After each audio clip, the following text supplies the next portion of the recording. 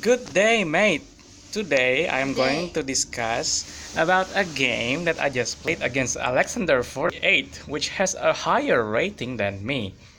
This game is very interesting because um, it seems that this game is a good example of how accuracy in moves and finding the right move every time you have a chance can lead to a good winning.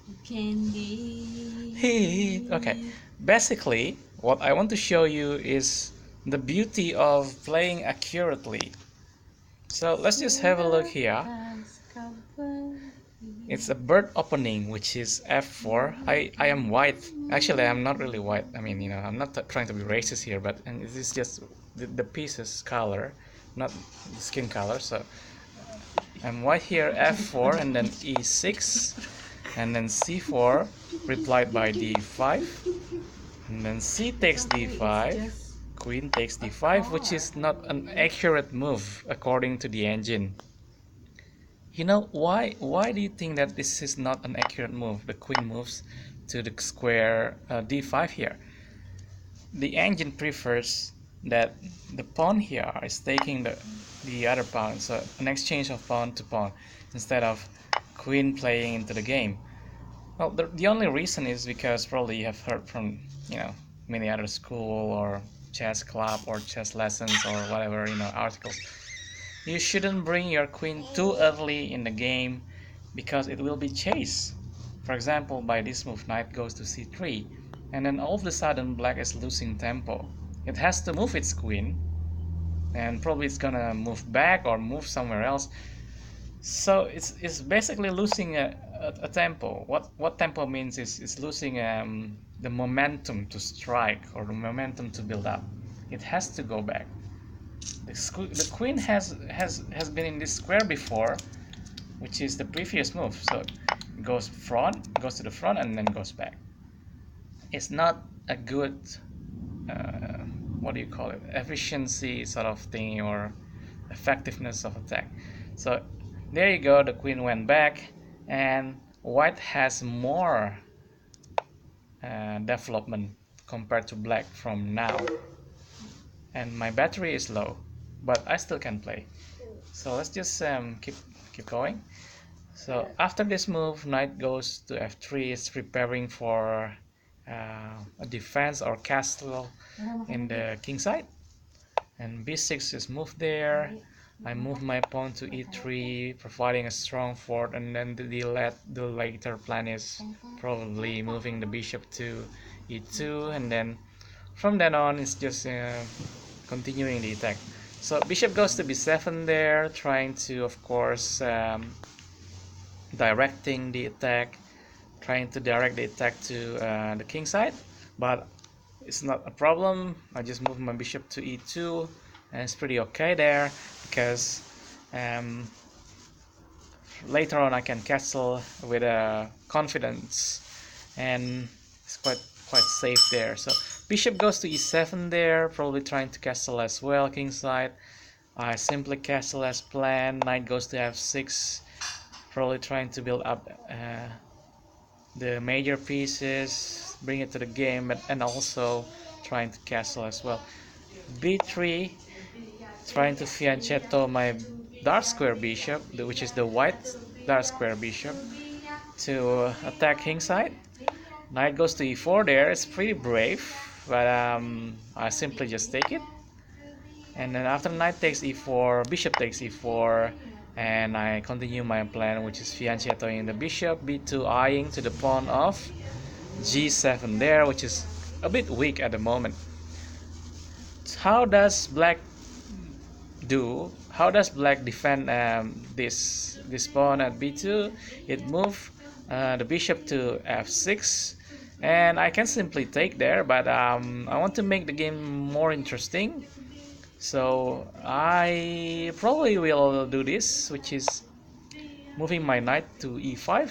It is not an accurate move, but at least from here it seems like an interesting continuation, because black can simply move there, and it's gonna be dangerous for me. But the idea is, if bishop takes my knight there, I want to open the f file for my rook.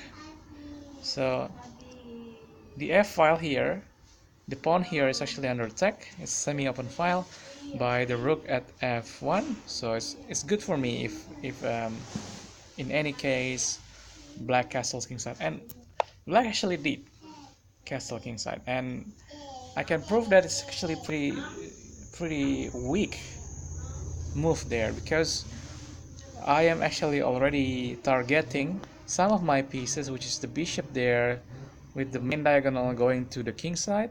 The rook there is actually trying to already open the pawn in front of it, and of course I can bring the bishop and the queen to the game easily, which I will show to you immediately after this move. So the rook goes to f4, of course trying to kick the bishop away, and of course moving the rook there is actually trying to bring the rook in front of the queen. So it's like a hyper modern theory where you try to put the lesser value pieces in front of your higher value pieces or major pieces, so when you attack them, in case the piece is taken, it's actually still alright. So what can black do here? It can sort of move back, of course, go around, or circle around, or whatever it want to do. It did go back to d5, and then from here I just simply move e4. E4 is an interesting move, I suppose, because it has to go back again to the fiancetta spot, which is b7 there, and then I move my bishop to h5. I like to simply say that moving the bishop here is actually a plan of wrecking black defense in front of its king. So all the 3 pawns there should be able to be destroyed. And let's just have a look here. g6. Then I move my queen to g4.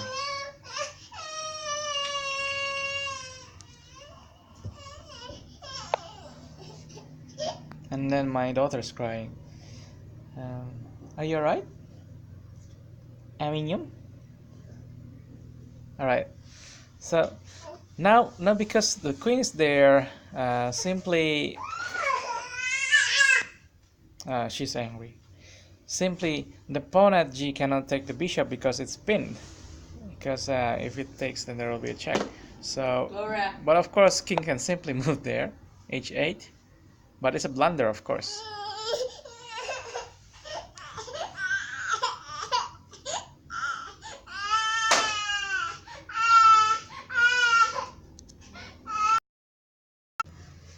Okay, let's go on.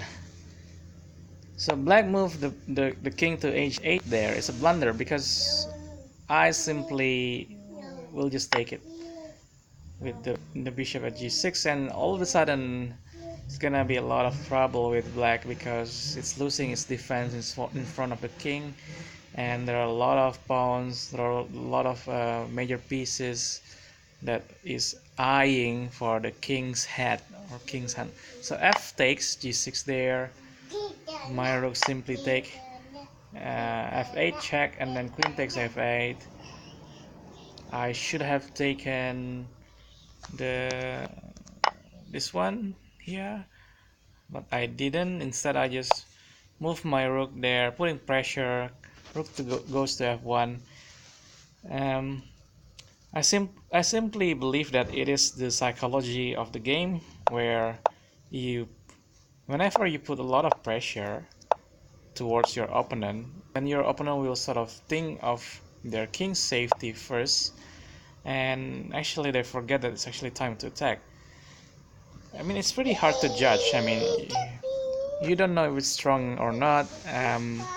Of course, there are a lot of major pieces there. You might be afraid, but simply the best move here is queen takes this pawn there, and then all of a sudden my bishop is actually under fire. But didn't happen that way, I suppose. So yeah, black's best defense is actually probably an attack. The best defense is an attack. I heard it somewhere from some movies or something like that, but it's actually true. I mean, so let's just continue on with the game, because this is what really happened in the game. Queen take f4, rook goes to f1, and black defended here using the queen. It moved to e8, and from this move I simply move the rook to f6, and the idea is actually pretty interesting. The idea is actually to take the pawn at e6, and here I think black's making a blunder, which is moving the bishop to d5, and of course I just simply take it. E takes d5 and e takes d5, and it's, believe it or not, it's actually checkmate in 5 if it's a good sequence.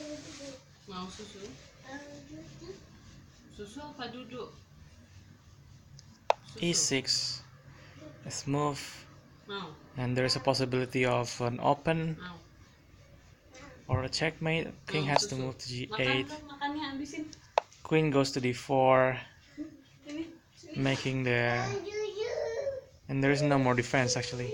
The best move for black is actually moving the queen to a4 there. So it's actually not many moves that black can do.